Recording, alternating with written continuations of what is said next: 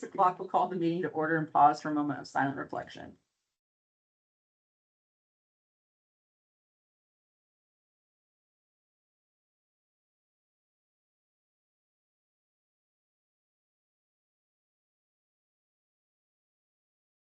Okay.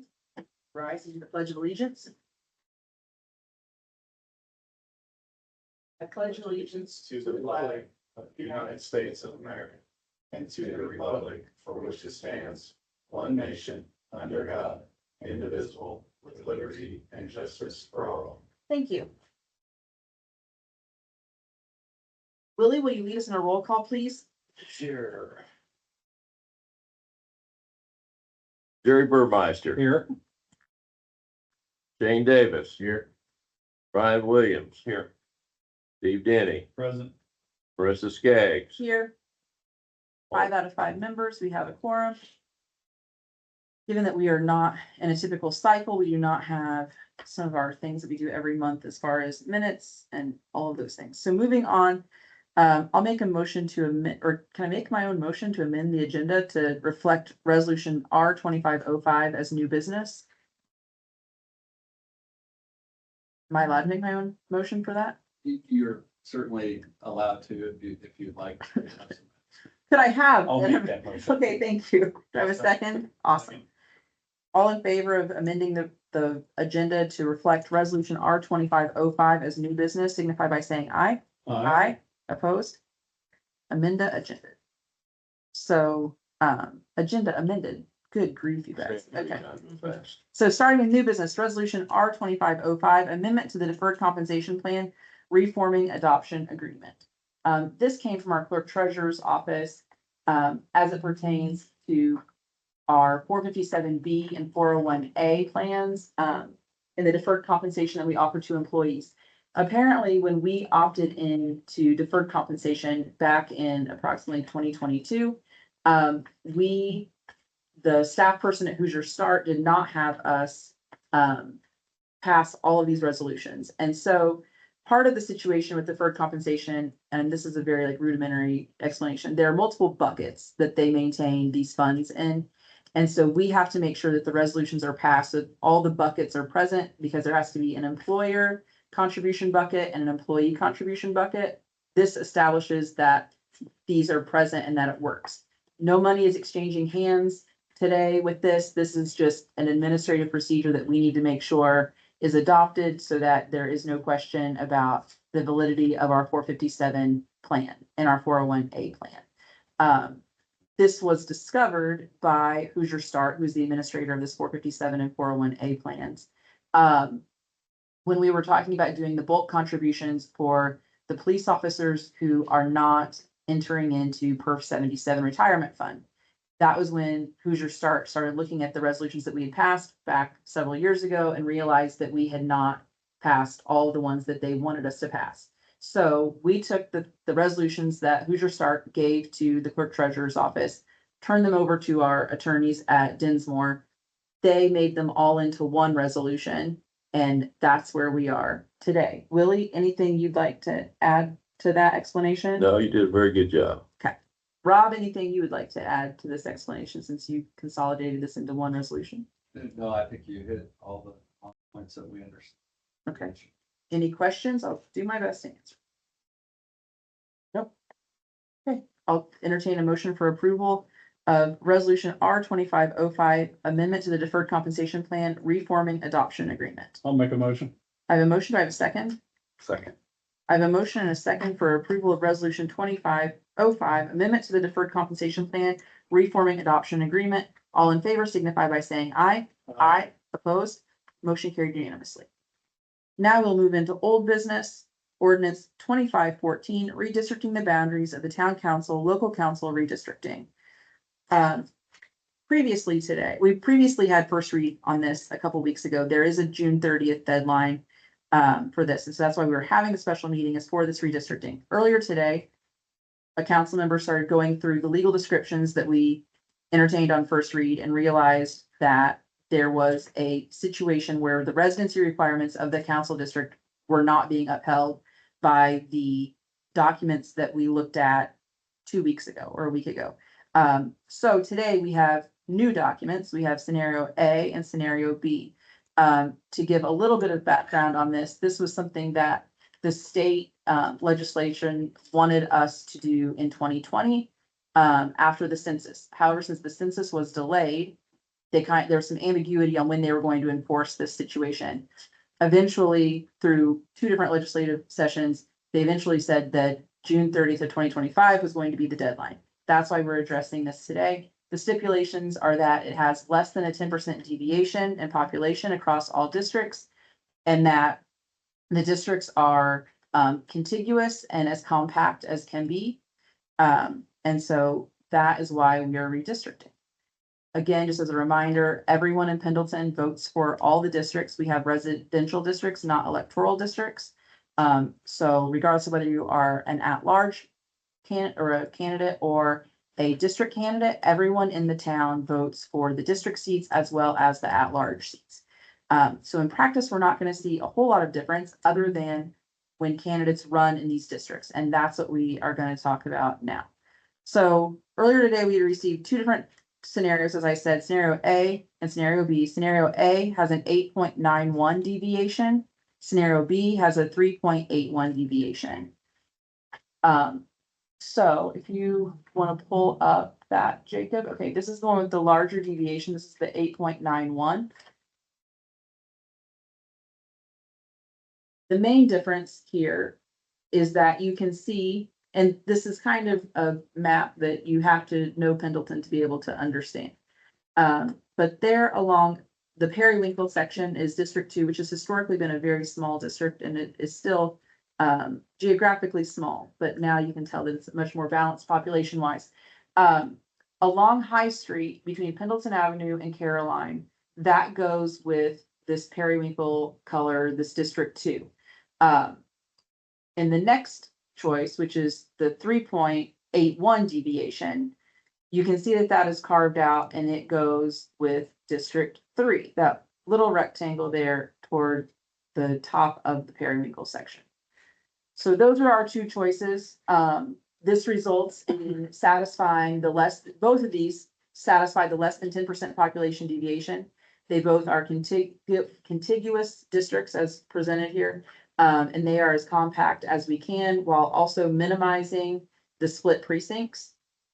So thanks to our friends at Dinsmore for getting this accomplished for us. And now I will turn it over to the council to ask questions of Rob and also discuss the two choices that we have. Just so you understand what we're going to do, we will make a motion to amend what we originally viewed last week to incorporate one of these two scenarios, and then we will also have a vote to accept that once we amend the ordinance. So, Madam President. Yeah, go for it. If I may, just one point clarification. The 10% is not a hard fast statutory basis. It is, however, a guidepost from a legal perspective that we try to keep. thanks. The percentages as low as possible. So as Marissa and I were discussing, and what we discussed at the last council meeting is the goal, again, is to keep the districts as close as possible, to be as proportionate as possible. However, it gets to be a challenge in communities where population is not in the multiple thousands, for example. So when we deviate with small numbers, like in the examples that you've seen, like 60 or 77, that can move the bar, up, fairly significantly to 3 to an 8% deviation. So while we think both of these can be acceptable, certainly from a legal standpoint, we'll defer to you all as far as which ones you like. But as Marissa indicated, really there was just one on the 8.9% model. That was just really moving essentially one street. And again, I'll just draw your attention to that. That was adding 77 votes into District 2 and taking away 63 residents, I'm sorry, not votes, but residents in District 3. So just by doing that small number, that's where you get this deviation go, basically from like a plus or minus almost 1% to an 8.9%. So the numbers aren't significant when you look at it like that. It's just the percentage, seems to be a lot greater. Yeah, it's really like 40 people Yeah. from 1609 to 1649. And then 1509 to 1549. So it's literally, And council or District One didn't change at all for.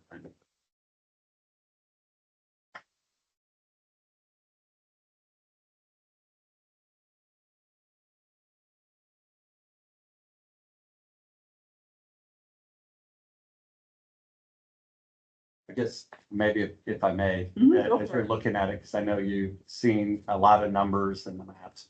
When we look at the 3.81 deviation model, I just point on page 2 of that. That would be Council District 2 would add 37 residents, and then Council District 3 would lose 23.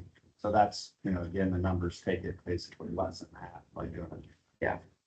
So depending upon what the council would like to do, just as a point of procedural clarification, as Marissa indicated, it would be a motion to amend ordinance 2025-14 with a replacement of Exhibit A in either one of these options. So the council would then make a motion, have a vote on that. Once ordinance is amended, then we would have a motion to adopt, if you all choose to, ordinance 2025-14 as amended. Rob, I've got a question. I mean, why was we made to, the whole town limits, why was that area right there picked? That makes sense? One of the goals in this process was to ensure that each of you all as council members would retain your same district as we're looking at this. And again, because council districts 2 and 3, from a population standpoint, tend to be the more populated one, just a slight deviation from moving a street over, for example, that's where the concern was about then having one councilman being out of his district, and that was never the intent here. It's just to get them as close as possible, and you have to do that on basically the year after the census is done. As we were talking about at the last meeting, there were some reasons for delay. The legislature has allowed certain municipalities to continue to do that, but if it's not adopted by June 30th, it's not the be all end all. There's another date. It's just council members are not entitled to pay. This is a statutory requirement that all cities and towns need to have adopted. Okay, so thanks.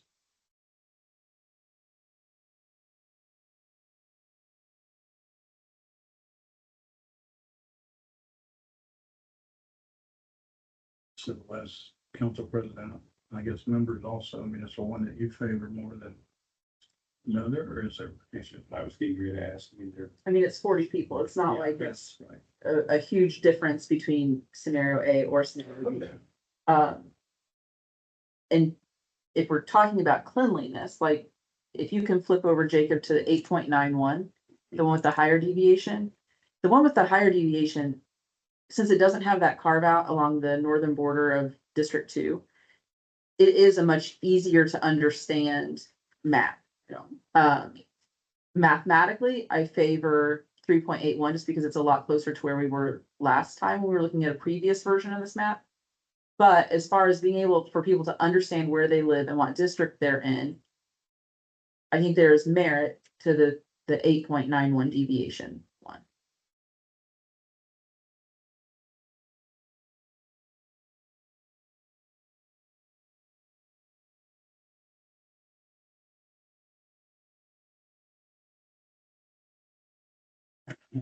As far as when people go to the polls to vote, if they're going to problems for our vote. No, unless you are intending to run, you have to have a residency requirement to live in one of those districts. Like, for instance, like I live in District 1, but I'm an at-large seat. But if I'm in District 1, I still vote for District 2 and District 3, as well as the at-large seats. So from a voter standpoint, no. If you are interested in being a candidate, yes, it matters. so it's not thrown on. Pretty simple. Yeah, if we did the other way, you probably would have that requirement. Yeah, and as we discussed at the last council meeting, some municipalities have it where, if that you would have, only voters in the district could vote for whomever's running in that district, and then the at-large.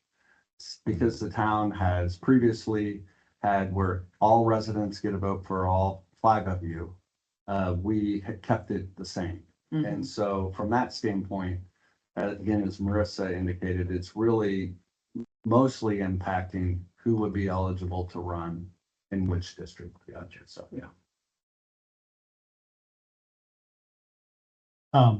Just regarding the boundary lines. After looking at the initial maps and looking at these maps and the descriptions, it seems like we're walking a very fine line between two boundaries of two districts. And I don't understand why we have to walk such a fine line between the two boundaries. Why can't we widen that a little bit so there's no misinterpretation? Because I'm reading it differently than I think that other people are reading it, and that's fine. But why not have that and just make it more? I mean, we're only talking about a couple streets. I don't know. The splitting of the precincts is one limitation.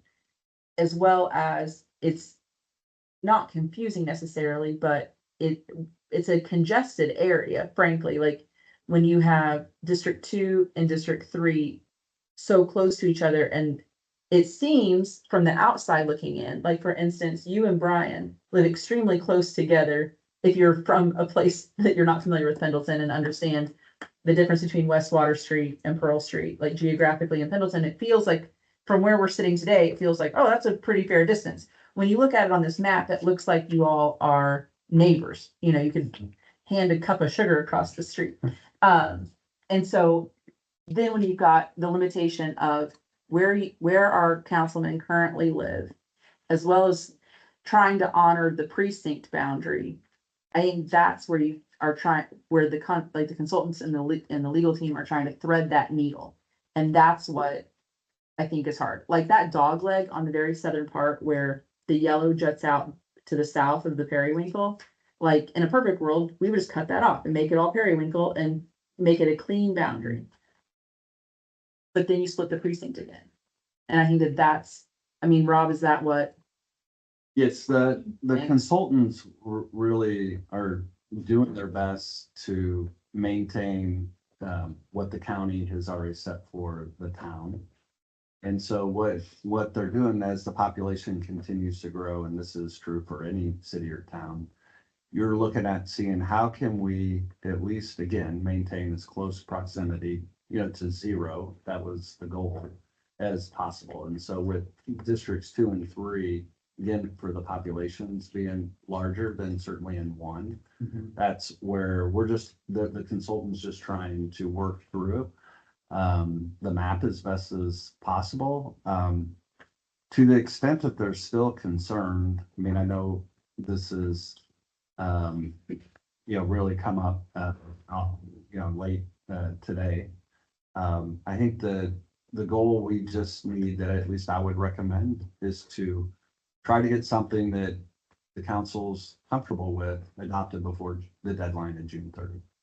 And so if we were not to take action this evening, then we have a 48-hour notice requirement to when, we would have time, if someone wanted to do that, to look and see what are our other options. And certainly I'm sure the consultant can do that if we have to, go back and say, okay, let's look, what are some other options? Steve, is it your concern on really just, I guess, where is it that you would like the consultant to If you want look to at? use the pointer up on the thing.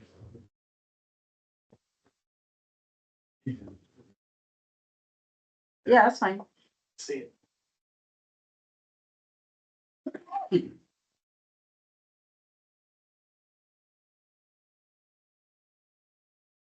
And here's another thing with this map, it's not clean, it's not very clean at all, like, I wish there was an overlay where, like, We could zoom in. we can zoom in and see the 100 blocks. You know what I'm saying? I think our map, even though it's not perfect that we have on the town site right now, is a very, it shows exactly, you can zoom right in on each street and you can see where the boundaries are 100%. And this map doesn't. My concern with the map is, just get in here. Is that laser not working? No, I haven't got to it yet. That's probably not gonna help you. Oh, don't look at your eye. Okay. We're not gonna do LASIK surgery here. So, not to get into anything, okay, but that's right there, that's where I live. Okay, that's my district. Okay, but when you read the district notes, it reads that, you go down, you go Elm, like here's Elm. See, here's Girl. You go down Elm, then you go north, then you come back down east.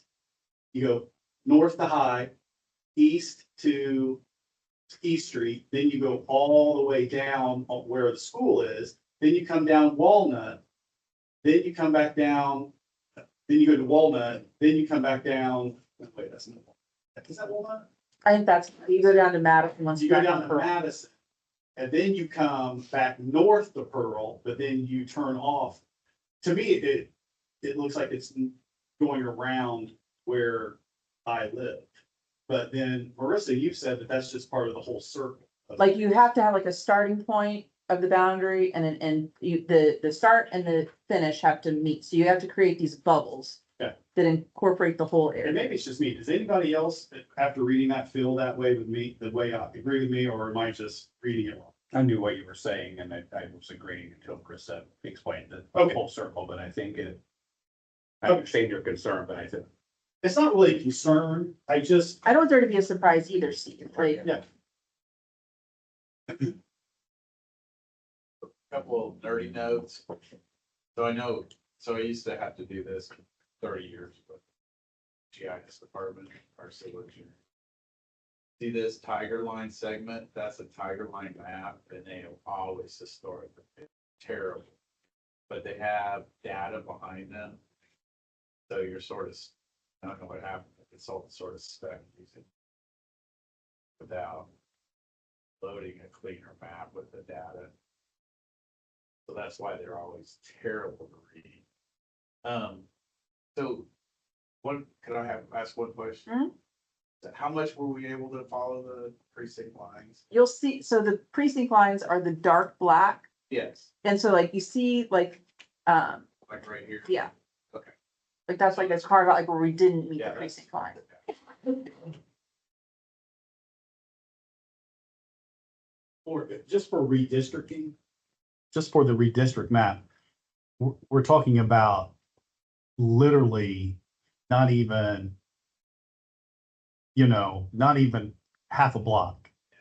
And that concerns me a little bit for years down the road for interpretation, even though it's spelled out.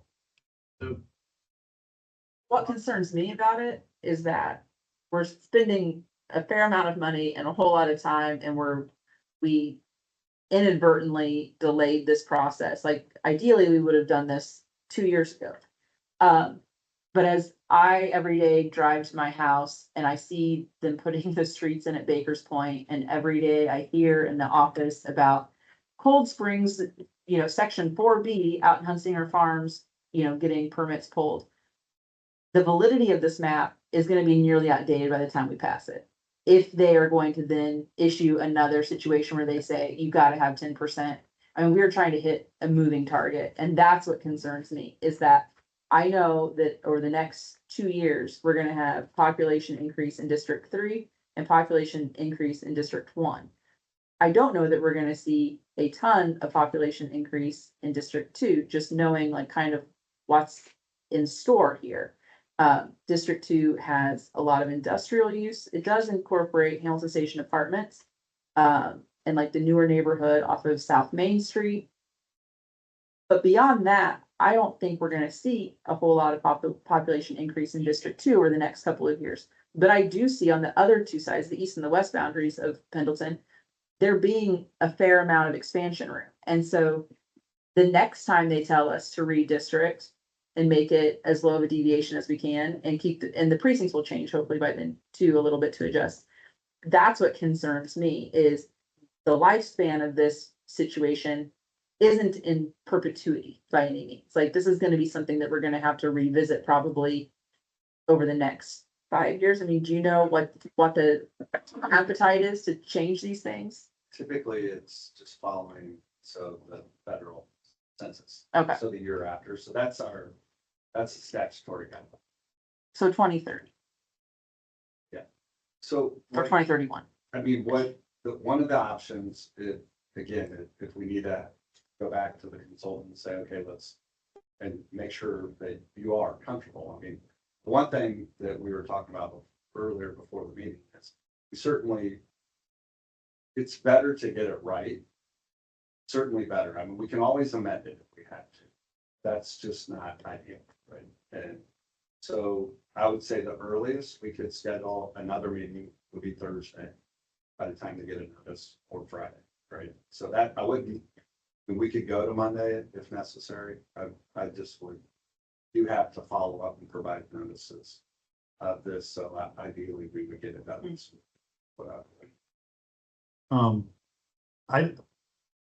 My thought is, I don't believe we have to do that. Marissa's explained it to me, Brian's explained it to me. After I read it a few more times, I'll probably be good with it. It was just been a lot to take in over just a day of looking at it. Like you know? 3 hours of looking at it, not even a day. Steve. Yeah, Pretty fast. yeah, especially when the first map was wrong. Yeah. So I don't want to hold this up. at all, No, so. no, but like we all want it to be right. Like the last thing I want to do is to approve something and then have to go back and amend it. Especially when next year we've got 2 council seats that are going to be up for election, and the following year we're going to have 3 more and a clerk treasurer position. So the stakes are high in getting this right. So if we need to delay it so that we can all go through and read these legal descriptions, because they are, I mean, it is like reading a 2001 MapQuest directions. I mean, it's like turn left at the stoplight. I mean, it's a lot to take in. We certainly can.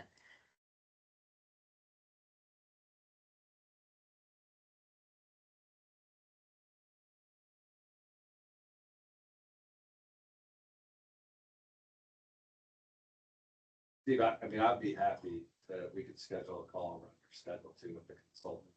If you want to walk through it that way, that obviously that's your district and. No, you know, I've read it several times. I'll read it more. I don't feel like there's going to be an issue. I just wanted to talk it out. Yeah, I think the other thing is, just as a point of clarity, that when you look at this is gonna be the exhibit A, will be both the color map and then the legal behind it. So as long as you're, solid on the South Pearl Street, that is definitely intended to be District 2. I mean, there's no doubt about it. That's just what I was getting at. You're comfortable looking at the map. It's when you start reading the description that you have concerns. Well, that's where we, Right. I've always been a picture guy in the book, not the reader. But looking at the map, you're good with. Yes, Either. yes. yeah, but I think the concern is that earlier today when we had a map that had the dot in the wrong spot. Yeah. For Steve, Absolutely. the picture did us wrong. True. So that's why we're trying to make sure. Yeah. And just as a point of note regarding the map that we saw last month, 303 High and 303 South Pearl are like half a block away from each other. And so if you don't put the S in front of Pearl and make it South Pearl, it pulls 303 High because they are so close to each other. And so welcome to life in Pendleton. We learned that lesson. Between the two, just because I think it's a cleaner map, the 8.91 Mhm. would be my preference, just because it's a cleaner map without the cutouts. I agree with that. Yeah. What's everybody else think? I think 8.91, this, the clean boundary along High Street between the periwinkle and the yellow. I think that is a much easier to digest situation than the one that carves out, even though it is a higher deviation. I feel like we have tried our best to make this A, understandable, B, legal, and in our situation where we're dealing with 5,000 people, 5% is a pretty tight margin.